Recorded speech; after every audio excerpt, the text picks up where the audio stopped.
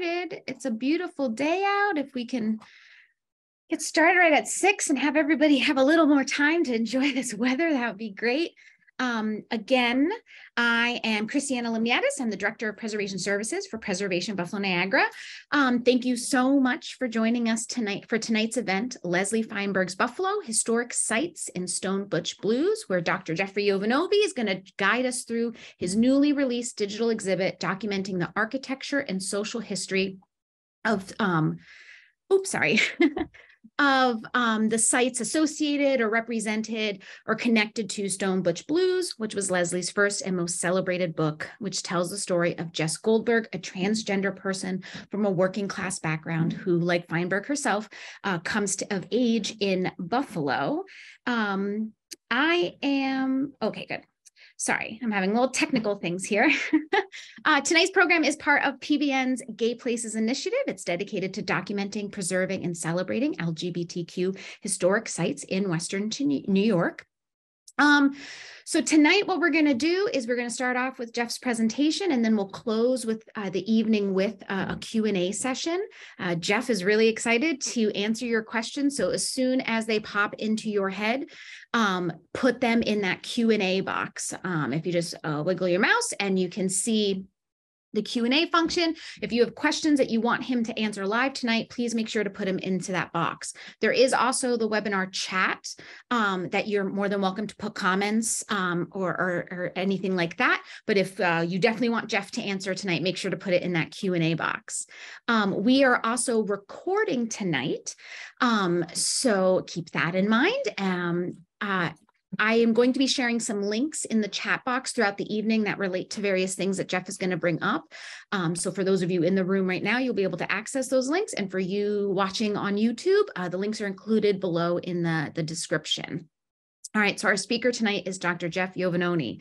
Jeff is a historian and historic preservation planner from Buffalo, New York, who specializes in LGBTQ heritage conservation. He holds a PhD in American Studies from the University of Buffalo and will graduate this summer with a master's degree in historic preservation planning from Cornell University, along with a minor in LGBT studies. From 2013 to 2021, he was the faculty member in the Department of History and Interdisciplinary Studies at the State University of New York at Fredonia and directed the program in women's and gender studies.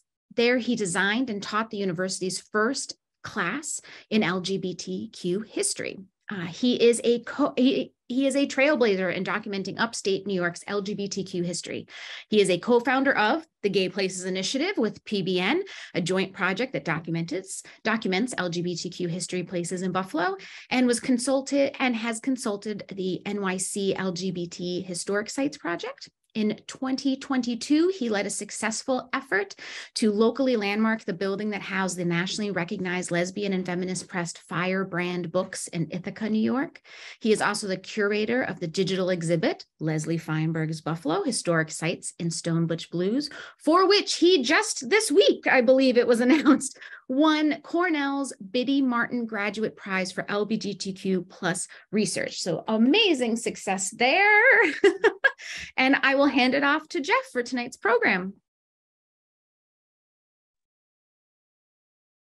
Thank you to everyone who's joining us this evening, and to Preservation Buffalo Niagara for being so good to me and supporting this work and having me back again. And I specifically want to thank my colleague Tabitha O'Connell, who has since moved on to a new role at the State Historic Preservation Office.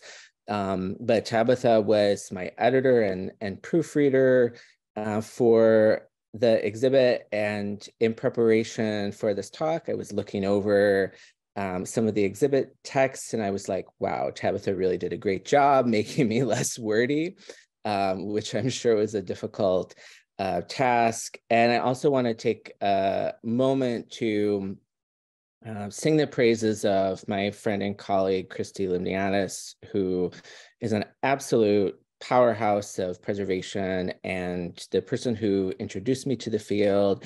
And Christy, I would not have been able to do this work without your mentorship and support. So it would be great if we could use the chat to show Christy some love and appreciation. And with that, I'll get started with my talk. I wanted to start by talking about the photograph that is the graphic for the exhibit.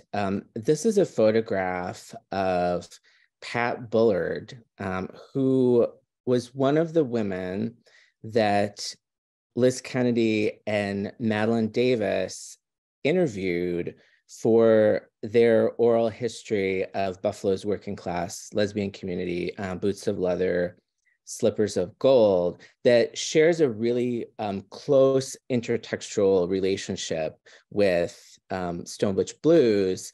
And part of that is explored through the exhibit. And I came across this photograph when I was interning at the Davis LGBTQ archive and processing Madeline Davis's last donation.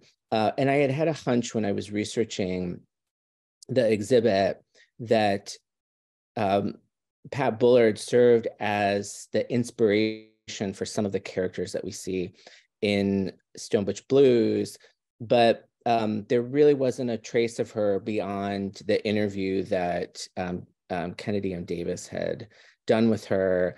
And lo and behold, in Madeline Davis's papers, there was Pat Bullard's photo album, which was just an amazing find. And I saw this photograph and I thought if Stone Butch Blues were a film, and that unfortunately won't happen because Leslie Feinberg did not want that. But if Stone Butch Blues were a film, this could be a still from the film. It just so much encapsulated the way that I saw the book in my head. So I wanted to take a moment and explain the person represented in this image. And Madeline Davis tells us that Pat Bullard came into the Buffalo gay community in 1956 at age 14. She developed a reputation as a tough butch and a romantic figure.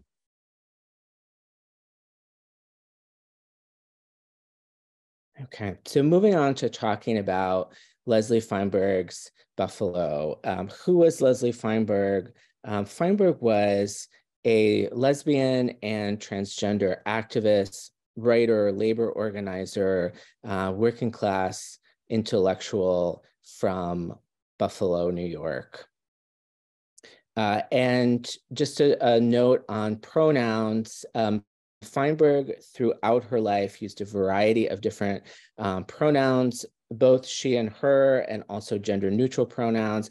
And I made the conscious choice in the exhibit to use she and her for Leslie, because in talking to a variety of different LGBTQ elders from Buffalo who knew her personally, everyone used she and her.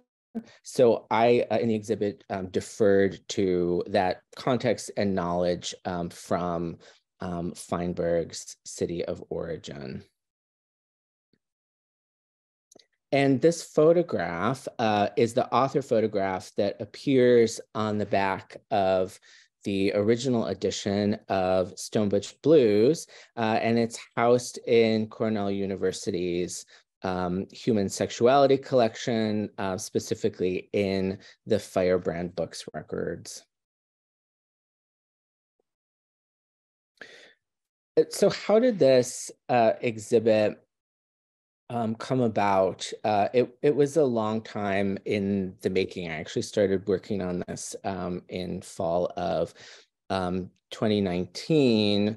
But then as Christy and I were working on gay places, I went back to this book and started thinking about to what extent was it useful to our work as historic preservationists in identifying sites located with LGBTQ heritage in Buffalo. So that's really the research question that led to the creation of the exhibit. And so I started with that. And then the thesis or the argument that Leslie Feinberg's Buffalo ultimately makes is that Stone Butch Blues is a really spatial novel, and we can read it as a map of queer Buffalo during the 1960s and 1970s. And as I'll talk about, a map is at the center of the exhibit.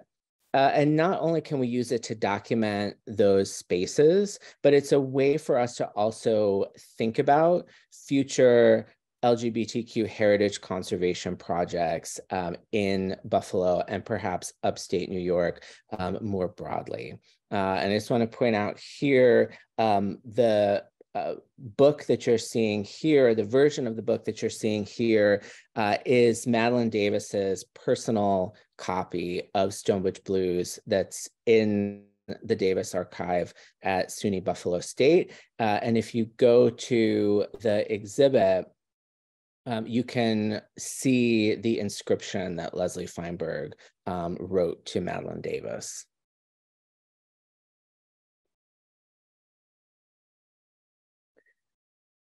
So I used a platform called ArcGIS or ArcGIS Story Maps, which is a place-based storytelling platform.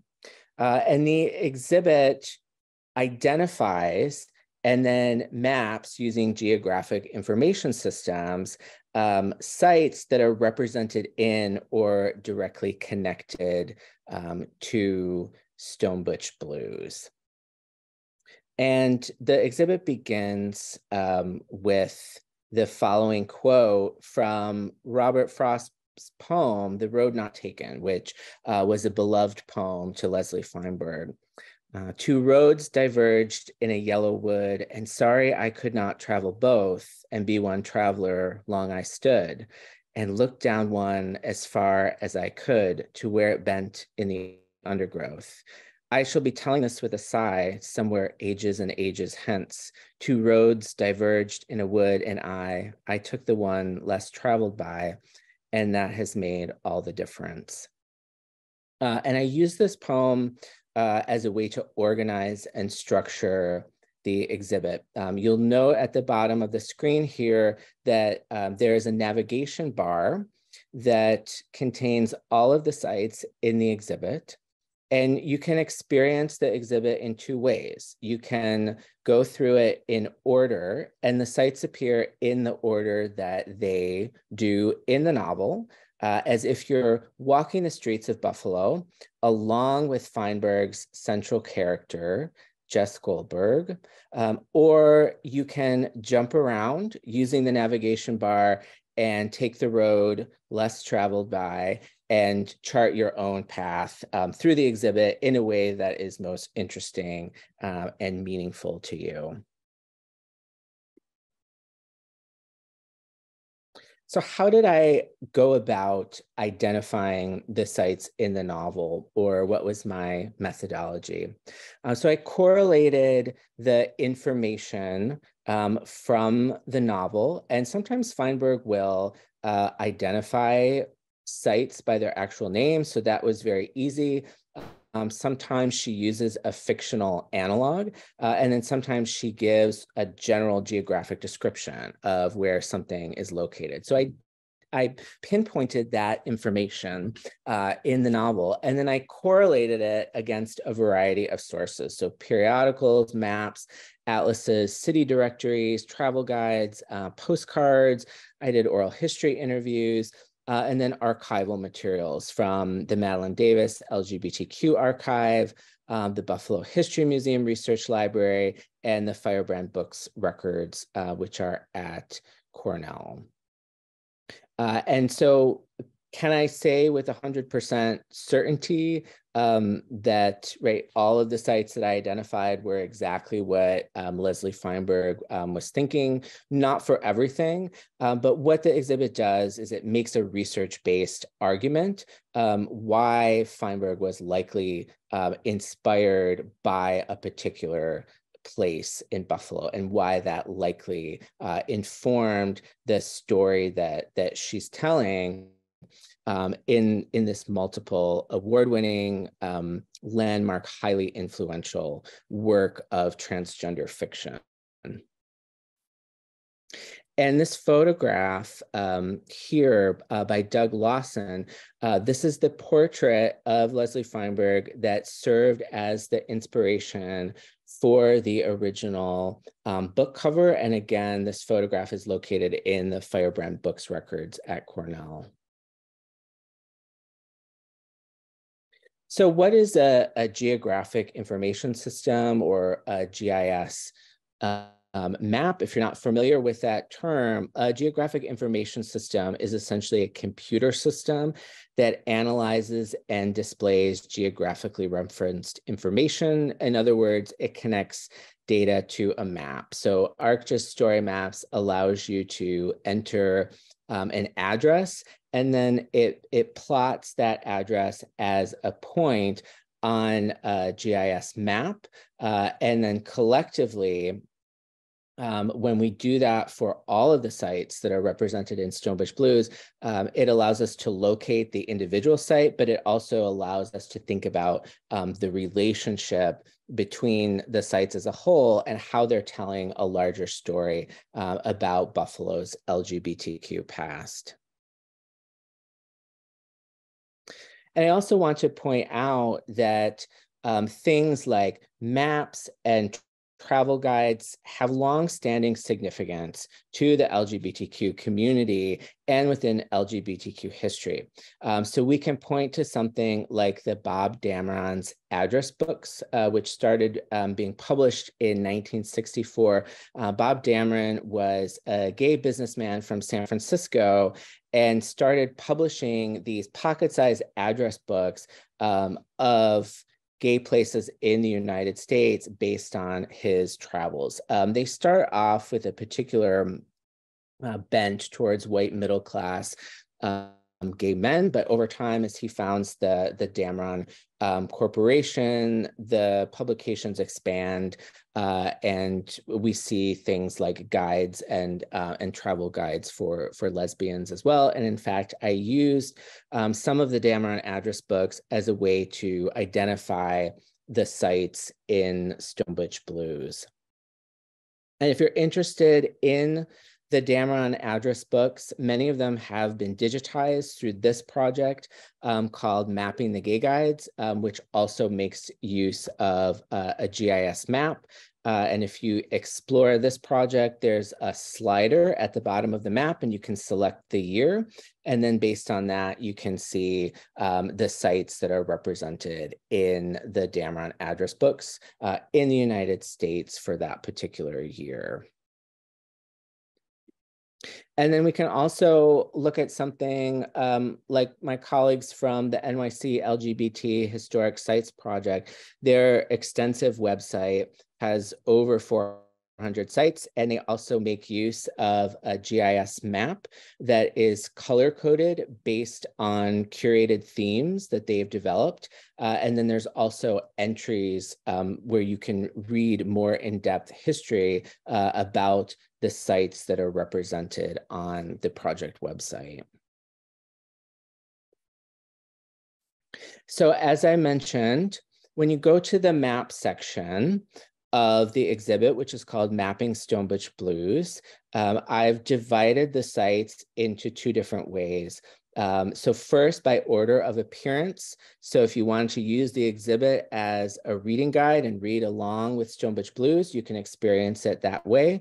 And I give the address for everything. And I also made it a point to note which buildings or places still exist and what has been demolished. And then I also divided the sites by categories into things like bars, restaurants, clubs, factory and labor-related sites, etc. And given the fact that this novel focuses on a working class lesbian and transgender character, the biggest concentration of sites that we see are either bars and clubs or factories and sites that are related to labor. Interestingly, we also see that these are the sites that have more often than not been demolished in comparison to, for example, some of the more noted Buffalo landmarks that appear in the book. And then when you go to the map, you'll see that it starts zoomed out and the points are gathered. And so there's 41 sites in Buffalo, and then there's one in Ithaca, and I'll talk about why that is. And then as you zoom in, the points spread. And when you click on a particular point, it will show you the address of the site, its name, and then provide a historical photograph where available or a contemporary photograph if a historical photograph did not exist. And then for this talk, I've selected a list of a few curated sites that I want to talk about in more depth that I've divided into 5 different categories. So one that relates to the publication history of the book, one that relates to bars and clubs, one that relates to factories, 2 that relate to what I'm calling queering Buffalo landmarks, or how Stone Butch Blues allows us to think about known Buffalo landmarks that we might all know or be aware of, but through an LGBTQ lens.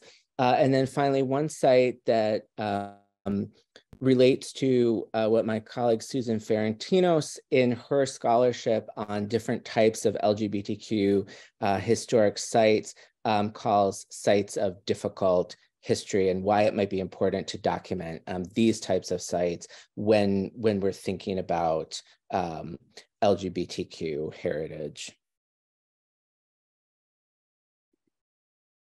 So let's start with publication history. And I'm going to begin here, but this particular site actually comes at the end of, or toward the end of the exhibit, and that's the Firebrand Books building, which is located in Ithaca, New York, on the Commons, which is a pedestrian mall in downtown Ithaca.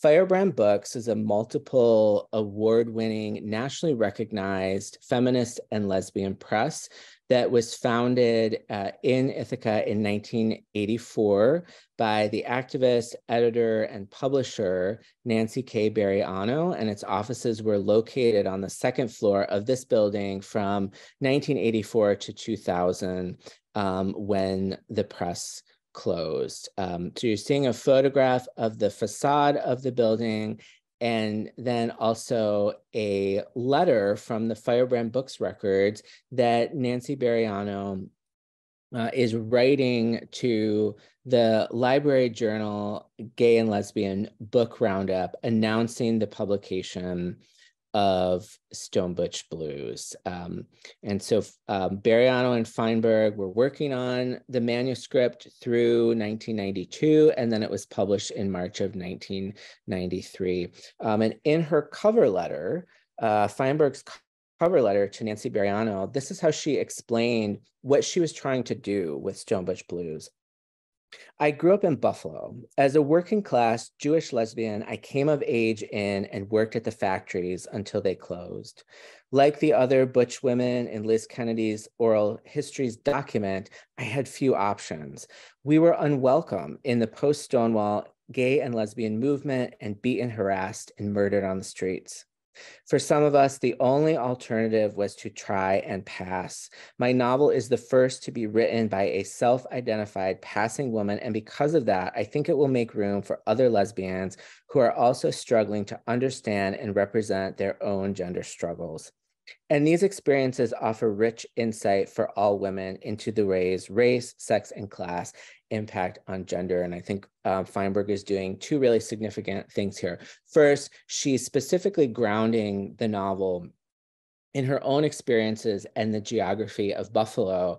And then second, she's also articulating that this book has the potential to change the way that women and feminists and lesbians are thinking about people who are gender nonconforming and maybe beyond that audience as well. And Stone Butch Blues becomes Firebrand Books' best-selling title by 1996 that had sold over 30,000 copies, which is a huge number for a small press at this time in terms of book sales. So the exhibit documents this building and the history of Firebrand Books to allow us to better understand the publication history of Stone Butch Blues and why it was so significant when it emerged in March of 1993. And then here's Nancy Bariano.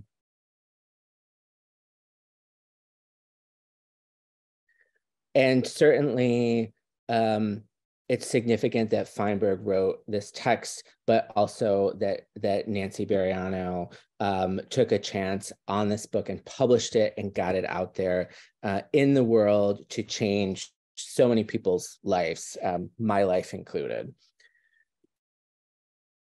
Let's move on to bars and clubs. And I wanted to talk about, in particular, the Little Harlem Hotel at 496 Michigan Avenue. This is one of the few sites in Buffalo that we can point to that relates to the history of LGBTQ people of color. And unfortunately, this building has been demolished. But it was located on Buffalo's east side. It was a historic night spot that played a prominent role in the jazz movement and also the development of the local African-American community in Buffalo. Little Harlem was founded by Anne Montgomery, one of Buffalo's foremost Black businesswomen. And the business originated from the consolidation of two separate buildings that you can see here, which Montgomery originally operated as a billiard parlor and also an ice cream shop that later was remodeled in the Art Deco style into the Little Harlem, which you saw in the first photograph. Little Harlem became a frequent stop on the jazz circuit between Chicago and New York City, and it was also listed in the Negro Motorist Green Book, which was an annual guide for Black road trippers that provided guidance on safe places to rest and eat during the Jim Crow era. And one of the other things that Stone Butch Blues and also Liz Kennedy and Madeline Davis's work makes clear, and can I go back to, yes, I'll go back to the Little Harlem, was that queer and gender nonconforming people were also allowed space at the Little Harlem, but it was more about a shared outsider status rather than gay and Black Buffalonians having any sort of formal coalition. And Anne Montgomery was certainly aware that gay people were frequenting her establishment, and one of Kennedy and Davis's narrators, who they identify with the pseudonym Arden, recounted that one night there was a whole slew of people at the bar, and Anne came in and told the bartender to give everyone a drink. They were all Black at the bar. I was the only white. the bartender hesitated when he got to me, and Anne said, "Yes, give that lesbian a drink too. I nearly died." Unfortunately, this building was locally landmarked in 1980, but then was destroyed in a grease fire in 1993. But really speaks to the fact that maybe Buffalo as a city, we need to be more mindful about documenting and preserving spaces that relate to the heritage of LGBTQ people of color specifically, because there are so few. And if you've read the novel, you know that one of Jess Goldberg's friends, Ed, who's a Black butch, takes her to a Black club on the east side of Buffalo. And given the prominence of Little Harlem, it's likely that it was this club that Feinberg knew about and was her inspiration for the jazz club that appears in the book.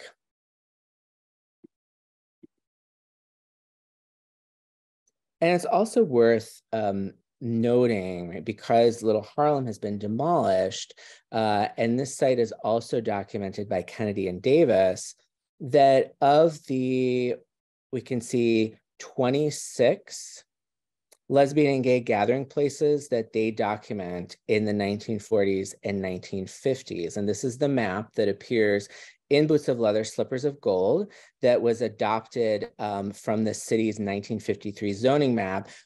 Only 2 of these buildings are still extant. Number 19, which was the Kitty Cat, and then number 14, the 132 Club, named because it was at 132 Oak Street. So of the spaces they documented, those are the only 2 that still exist from this period. Okay. Moving on to factories.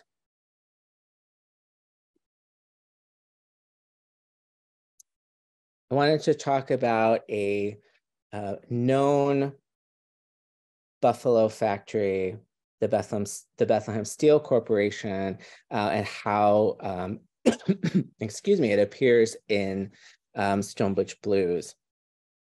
So the Bethlehem Steel Plant was located in the city of Lackawanna, and it started originally in Scranton, Pennsylvania, as the Scranton Steel Company, which then transitions to the Lackawanna Iron and Steel Company, and then is originally bought by eventually bought by Bethlehem Steel in 1922.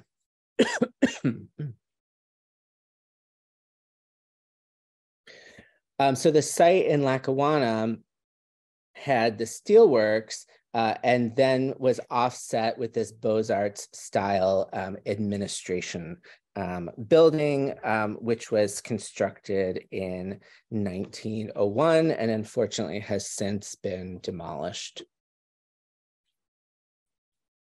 And excuse me, I'm just going to take a drink of water quickly.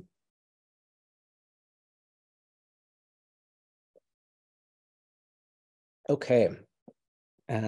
So there's a prominent court case in the 1970s involving Bethlehem Steel that we then see appearing in Stone Butch Blues, United States versus Bethlehem Steel Corporation, where a federally appointed panel of labor experts found that Bethlehem had engaged in a pattern of racial discrimination in their hiring, that they needed to amend. And so as a result, the company agreed to set hiring, promotion, and training quotas for African Americans. And around this time, they also established a similar hiring quota for women. And we see this depicted in Stone Butch Blues. So there's a scene where initially we see the butch lesbian characters in the novel jumping at the opportunity to work at a prominent plant like Bethlehem. However, their hopes are quickly dashed. And I'm quoting from the novel. here, and this is Jess Goldberg speaking. When I called Grant, she had big news. The steel plant has to hire 50 women, she told me. They're accepting applications Wednesday morning. I don't know about you, but I'll be camping out on the line Tuesday night. By late that night, the line will stretch from Lackawanna to Tonawanda. It was a slight exaggeration, but her point was well taken. And then one of the things that we see happen is that the plant, when they hire the women, they basically give them a hard time until they quit. And so rather than be humiliated, Jess Goldberg and Jan decide to quit voluntarily.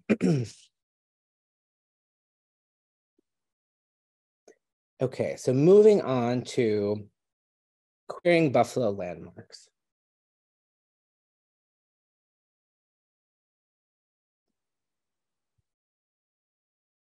And the first that I selected to talk about with you is the Brisbane building in downtown Buffalo, overlooking Lafayette Square, which was designed by architects Milton E. Beebe and Son in 1894. And from 1894 to 1992, the Brisbane building, as you can see in the photograph on the left, was home to the flagship location of one of Buffalo's greatest clothing stores, the Kleinhans Company, which is a local chain that specialized in premier men's clothing for middle to upper income earners, and was founded by brothers and entrepreneurs, Edward Livingston Kleinhans and Horace Kleinhans in 1893. And of course, if you know your Buffalo history and your Buffalo architecture, there's also a connection here to Kleinhans Music Hall, which is a National Historic Landmark located in the Allentown Historic District at 3 Symphony Circle, and was constructed in part with money donated from the Kleinhans family. But one of the things that we don't talk about when we talk about the Kleinhans Company and the history of the Brisbane building is the fact that Stone Butch Blues tells us that the Kleinhans Company was also a place where butch lesbians were shopping for clothing, especially for special occasions, because the store was considered more upscale. So there's a scene in the novel where Jess Goldberg is chosen to MC the Monte Carlo night drag show extravaganza at the Malibu with her drag queen friends. And they take her to Kleinhans to buy a suit, and the store is specifically named in the book. However, Jess tells us that while butches shopped at Kleinhans, they were not particularly accepted or welcome. And she says, I had heard horror stories about butches and their femmes trying to shop for a suit at Kleinhans' clothing store. But this time, Kleinhans was in for discomfort as 3 powerful queens in full drag helped me pick it out. The salesman pulled the tape measure from around his neck and tried to chalk the trousers and jacket without touching me. Finally, he straightened up. You can pick it up in 1 week, he announced. So Jess and her fellow gender outlaws bear this treatment because it provides them the opportunity to express their identities through dress. And that is worth it to them to deal with the rude salesman who appears in the novel. And then for our other Queering Buffalo landmarks site, one of my favorite places to research that appears in the exhibit was the Deco restaurant, because I was able to make so many interesting connections.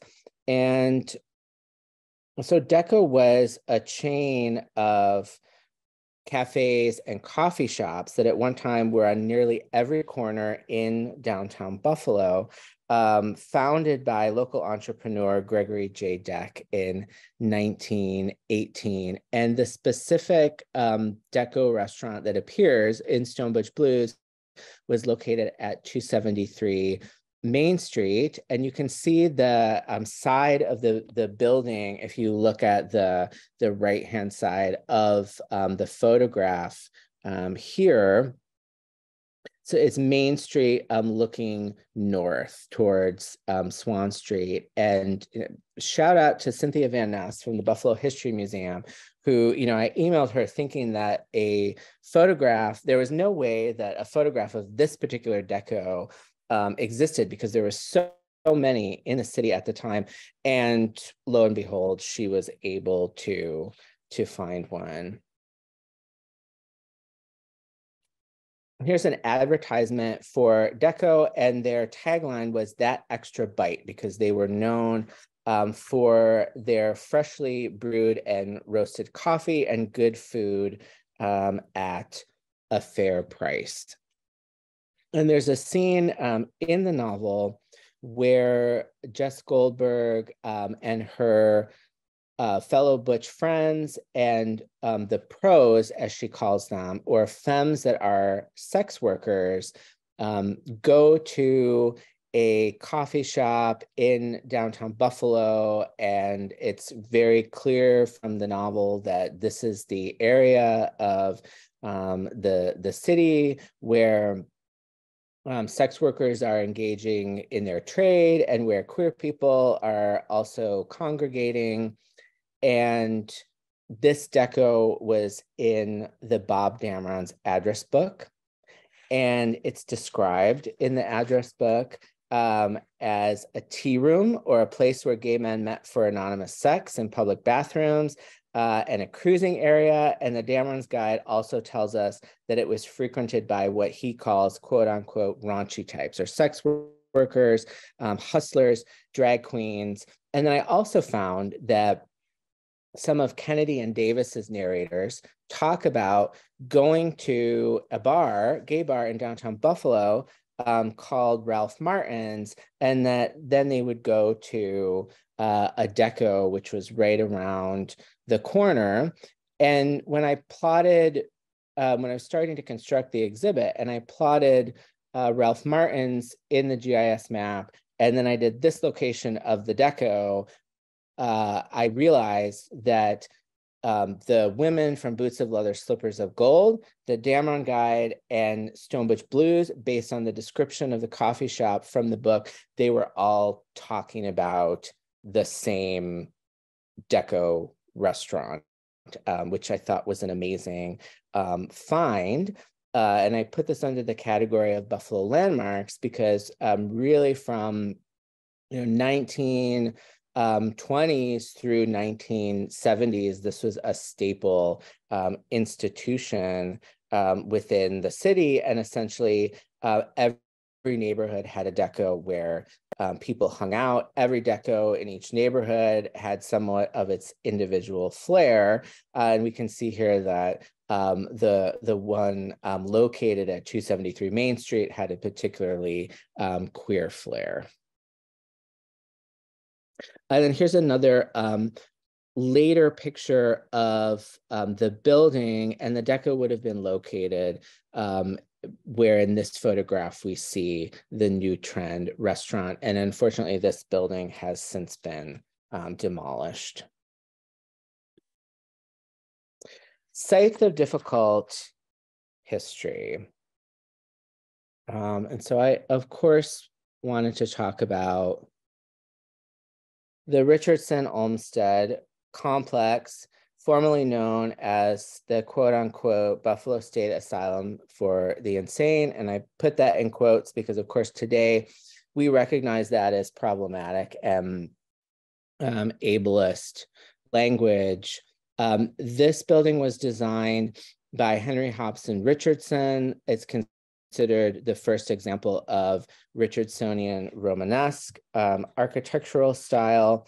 And it's a Kirkbride style asylum based on the theories espoused by Dr. Thomas Story Kirkbride, who dictated that patients needed light, movement, grounds that included parks, farmland, greenhouses, and the landscaping was done by Frederick Law Olmsted and Calvert Vaux. The building is added to the National Register of Historic Places in 1973 and was also designated a National Historic Landmark in 1986. Today, we refer to it as the Richardson Olmsted Complex. And this is considered a success of Buffalo historic preservation because the building has been adaptively reused as a boutique hotel. It also houses the Lipsey Architecture Center, Buffalo. But one of the things that we don't talk about is the queer history of this building, which is prominently represented in Stone Butch Blues. And in fact, it appears twice in the novel. First, when 11-year-old Jess Goldberg is caught dressing in her father's clothes, and her parents find her and institutionalize her. And this is what she says about that experience. I had learned a lot in 3 weeks.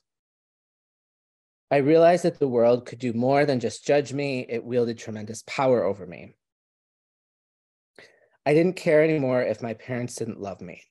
I had accepted that fact that in 3 weeks, I'd survived alone in the hospital. But now I didn't care. I hated them, and I didn't trust them. I didn't trust anyone. My mind was focused on escape. I wanted to get out of this place and run away from home.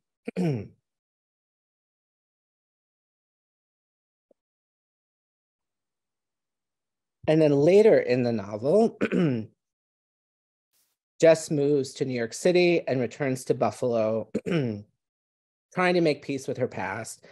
And she goes in search of her mentor, Butch Al, excuse me, and finds out after prodding friends of hers that Al is in what's described in the novel as the asylum on Elmwood Avenue. And of course, we know that the Richardson Olmsted complex is at the intersection of Forest and Elmwood Avenues. So Jess goes to pay Butch Al a visit. And she tells us, I felt connected to the Triumph, which is her motorcycle, as I turned sharply into the curves of the expressway. An old power flowed through me. That exhilaration drained the moment I cut the engine in the parking lot of the asylum. I took off my helmet and looked up at the medieval building. Every window was latticed with iron bars. A cold shiver ran through me. But I wanted to see Al more than I wanted to run away. And so she gets to have this experience with her mentor, who has essentially retreated inside of herself due to the cruelty of living in the world as a gender nonconforming person. And so Feinberg tells us that queer people were institutionalized at places like this building for 2 reasons, right? So for gender nonconformity and then also mental health issues that are resulting from the oppression of queer people. But Jess, unlike Butch Al, is able to survive mostly intact and is able to tell her story to future generations. And of course, that story is Stone Butch Blues. And this is the plan from later known as the Buffalo State Hospital from the Library of Congress. And as Feinberg describes in the novel, we can see that it's this absolutely massive V-shaped complex of buildings, which is why she has the physical embodied, or Jess Goldberg has this sort of physical embodied reaction to the architecture of this building.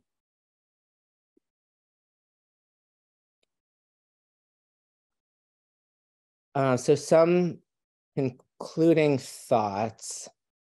One of the things that this exhibit tells us, and I mentioned earlier that The sites that are most demolished that appear in the book fall into the categories of queer nightlife spaces and also factories. And this tells us that as a city, Buffalo needs to do better in terms of documenting and preserving its LGBTQ heritage and also its working class heritage. And of course, those spaces and those histories often overlap. It also shows us that based on the sites that are represented in this book, it would certainly be worth doing some LGBTQ overlays of existing historic districts in Buffalo, in particular the Allentown Historic District.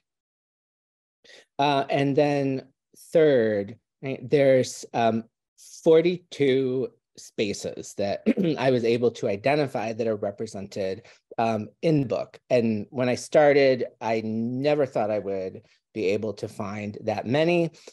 This tells us that there is a significant amount of LGBTQ places in not just Buffalo, but upstate New York. If we also think about the connection to the Firebrand Books building, that need to be further documented and explored. And we currently have a historic context statement for New York City, but hopefully in the near future, we can create one for all of New York State to better document and preserve this important heritage.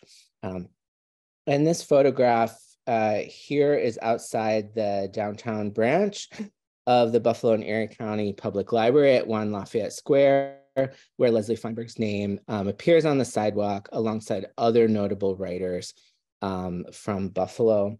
And I just want to finish by reading a short poem by Madeline Davis that appears in the 25th anniversary edition of Boots of Leather, Slippers of Gold, where she's reflecting back on the period of history that Stone Butch Blues documents. The windows are dark and dusty. The sign on the door says open. No lights are on, no one is there.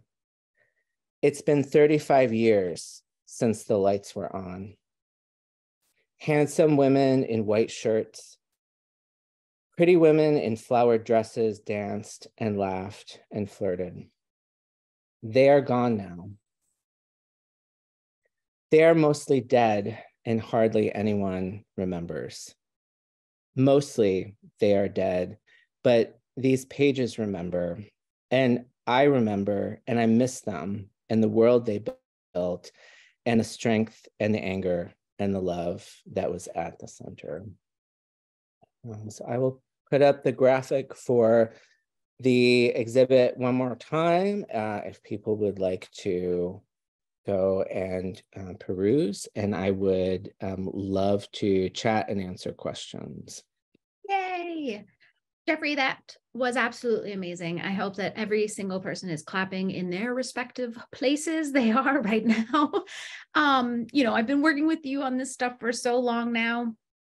And obviously you've seen the exhibit and gone through it multiple times, but every time you present about it and explain those connections and stuff, I learned so much more, not just about LGBTQ history, but again, Buffalo history, Western New York history in general. Please, questions, comments, anything from you guys, please make sure to put that in the chat or the Q&A box. I have a question. This might be a stupid question, but I mean, there must be other works of fiction, whether it's LGBTQ history or other marginalized stories, where it's a similar situation, where it is fiction, but it's very heavily influenced by modern, by real life. Are there other LGBTQ books that you know of that someone has done a similar type of scholarship for?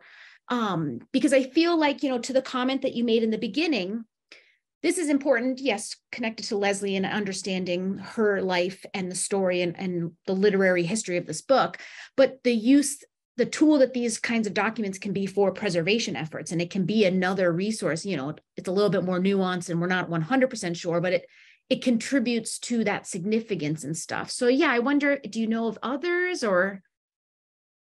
That's a great question. I mean, I can't specifically think of another project that's specifically historic preservation focused where someone took and mapped a gay book. And I would love to hear if others know about that. I mean, I imagine we could do this with a lot of works of queer literature that have an autobiographical bent to them. But and I also think Christine, I'm interested in your perspective on this as well. In the preservation field, we're usually not turning to sources like literature unless a site has a specific literary connection, if we were going to designate it under that area of the National Register criteria, for example. But if we're thinking about LGBTQ spaces, particularly in a geography like Buffalo that hasn't received the same attention as bigger cities, perhaps, we might need to turn to more uncommon sources to be able to identify and locate some of the place-based history. No, definitely. And I think you'd showed the mapping of the address books. And I know that of course, I'm not going to remember anyone's name right now, but there's that bigger mapping project to map more LGBTQ places in America. I cannot remember what it's called. Please answer. Mapping the gay guides based on the Dameron address books. Yes. But then there's other mappings. And so, no, you're right. Using these pieces of fiction, obviously, solely as the only resource is not a quality documentation, or, a full enough documentation. But for those communities that aren't New York City and LA and San Francisco that have such media documentation of their LGBTQ histories, it is definitely something that we should be looking to and taking advantage of. I have one more question. Again, please, any questions anyone has, please put it in the chats. When it was released, obviously it was a huge success. So lots of copies were being bought and it was popular. Is there any documentation or any information about how the Buffalo responded to the book? Like, were people angry or mad? Like, did they see that she used their lives as the inspiration? Like, was there anything like that? That's a great question. So one of the sites that I included in the exhibit that does not appear in the book, but is connected to the book, because I also thought it was important to document the publication history of such a landmark work of literature, is the Episcopal Church of the Ascension, which is today known as Ascension for the Arts, which is where the book release party for Stone Butch Blues was held. And when I was doing the research, I really tried to comb through the newspaper records that were covering the book release to understand what it meant to the Buffalo community. And then also if there was a time machine, I would want to get in the time machine and go back and experience that event. So I wanted to, as best I could, using my skills as a historian, what it was like to be at that event. And it seems like it was a huge celebration and moment for the Buffalo community that this book was being published. And there was remarks from Leslie Feinberg, and then who also did a reading, and Nancy K. Bariano, the publisher, came, and there was a cake with the book cover on it. So it seemed like a really exuberant celebration, was really well received by the community. And then also one of the other sites connected to the publication history is the Pfeiffer Theater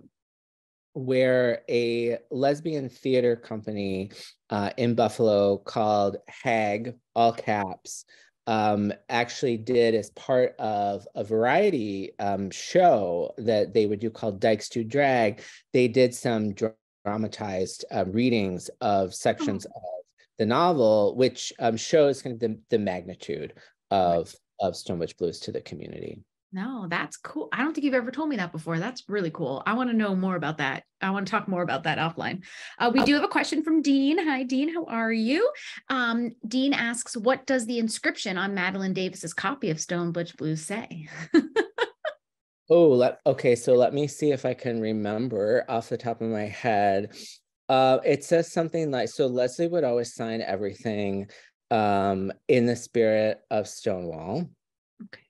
So I think it says, to Madeline, in the spirit of Stonewall, femmes like you help to give butches like me strength and dignity, or something like that. But it is clearly thanking Madeline Davis for her kind of support and recognition of people within the gay community or the lesbian community at the time who were more gender nonconforming, and just also kind of shows that beautiful connection between Stone Butch Blues and then also the research and the work that Madeline and Liz Kennedy were doing, and how these two works are in conversation with each other to tell a bigger story. Excellent. We have another question from Alessandra. What would be your main takeaway after finding so many sites tied to LGBTQ history in Buffalo that may not have been documented as being so? So I think my main takeaway would be that when we're thinking about LGBTQ place-based history and historic preservation work, that it's not just about the sites or the places that are specifically queer spaces, like nightlife spaces or bars, but it also gets us thinking about the way that LGBTQ people in general have shaped the history and trajectory of Buffalo as a city, right? And then of course, how Buffalo has impacted the community and what it looks like to be LGBTQ in a Rust Belt, deindustrialized city like Buffalo, and that LGBTQ people are a fundamental part of the story about Buffalo's history and who and what the city is. Right. And I would like to add from my point of view, as, you know, working on these projects with you, but also as like that advocate person, you know, I think the major takeaway needs to be that we as preservationists and in the field need to be doing way better at making sure that the previously documented and landmarked, the previous narratives are reopened and expanded to add that undocumented side of history into it, but that all new and future projects have that full view on it, but not just us in the field, but you guys here attending. I mean, you're here on a Thursday night listening to LGBTQ history lecture. So you guys have a role to play in this too, to make sure when you are participating in landmark and other regulatory processes like that, that you're advocating that the full narrative is being included. But even on like a smaller scale, if you're going to a historic house museum, you're taking a fun tourism-y tour around a neighborhood, and someone is pointing at a beautiful house in front of you, telling you the history, and they say it's the home of Mr. John Doe, and that's the only name he says. I'm sure that John Doe did not live there all by himself. Who are the people that live? What are those other stories? That's like the baby example, but you know, sites like Little Harlem, they have layered significance to it when you are going and experiencing those places, asking those questions so that they know that they expect and need to have that broader history available to visitors and stuff like that. And that we have to tell the difficult stories as well, not just the celebratory stories. So like if we think about what happened to queer people at the Richardson Olmsted complex. That is also part of the story, like sites that relate to the way that heteronormativity is being reproduced. And and one of the sites that I could have included and didn't, and I might go back later and add it in, was, for example, is the holding center off of Niagara Square, where clearly, right, when with certain bar raids in the book where characters are being arrested, that's where they would have been taken, right? Do we also consider that a site of queer history? Because that's fundamental to people's experience, and we see how norms surrounding gender and sexuality are being reproduced through the built environment, through sites that are related to the criminal legal system. Right. No, definitely. We got another question. I think maybe we'll make this one our last one. And it's from Ken Losbatter. Hello, Ken. I may have missed this in our conversations, but did Feinberg have an archives or papers? And if so, where is it? Separately, it would be great to crowdsource photographers from her book promo events. So did she keep her papers? I know that we've talked about it, but I actually don't remember what the answer is. Yeah, that's a really great question. That's something I investigated during the research, and I was able to reach out through mutual friends to Minnie Bruce Pratt, feminist poet Minnie Bruce Pratt, who is Feinberg's longtime partner, and the response that I received from her is that it looks like there's not going to be plans, and this was a few years ago. So I'm so just saying that as a caveat, like maybe things have changed, but that there wasn't plans to put whatever papers of Leslie's exist in an archive, and that she thought what people needed to know about her, they could access through her published works. With that said, Feinberg's particular or personal book collection is at an independent LGBTQ archive in Holyoke, Massachusetts. And then there's the Firebrand Books Records, which has all of the publication materials for Stone Butch Blues. And one of the things that's in that collection that I looked at in particular is the editorial back and forth between Leslie Feinberg and Nancy Bariano, where you can see the way that the manuscript was shaped and changed from the point where Feinberg submits it to publication. Interesting. Excellent. I know I said that was the last question, but in closing, because I shared the link for the digital exhibit in the chat, you guys have access to the link. It was on the registration page and in your confirmation email. We can certainly send a follow-up email to everybody to make sure you have access to it. So definitely wanting to go there. But for those that haven't read the book, is it in print? How can people get it?